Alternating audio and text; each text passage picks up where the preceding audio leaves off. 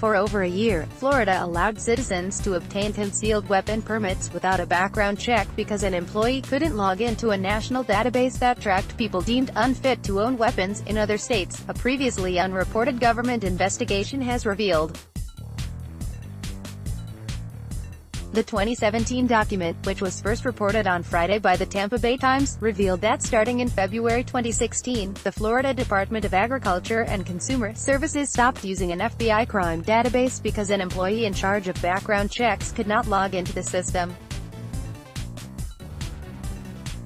The database, called the National Instant Criminal Background Check System, is used by state officials to keep track of applicants who want to carry guns and who may also have a criminal history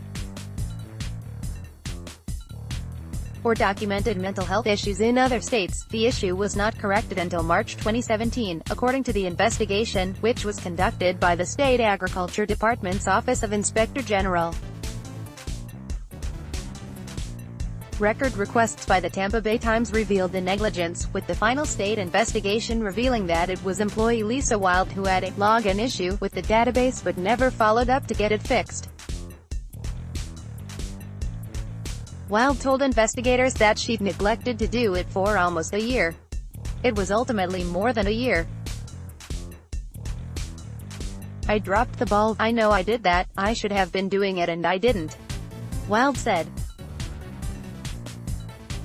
As the Times points out, tens of thousands of applications went unchecked during that period, in a state that saw a surge of requests to get weapon permits following the June 2016 Pulse nightclub shooting that left 50 people dead. The state saw horror again in February of this year when 17 people were gunned down at a high school in Parkland, Florida. When questioned by investigators, Wild looked bewildered, and stated, "I had a login issue and never followed up," the investigative report says. State Agriculture Commissioner Adam Putnam, a Republican now running for governor, bragged in 2012 that under his leadership, the process of getting a concealed permit application fell from 12 weeks to 35 days. Wild is now out of a job, the Tampa Bay Times reports. "The integrity of our department's licensing program is our highest priority," Aaron Keller, a department spokesman, told the paper.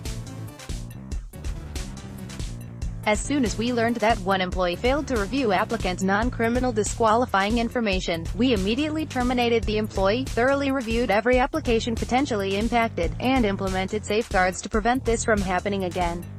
Reached for comment, Putnam told HuffPost that 365 applications were flagged for additional scrutiny after Wild's conduct was discovered. To be clear, a criminal background investigation was completed on every single application, Putnam said. Upon discovery of this former employee's negligence in not conducting the further review required on 365 applications, we immediately completed full background checks on those 365 applications, which resulted in 291 revocations.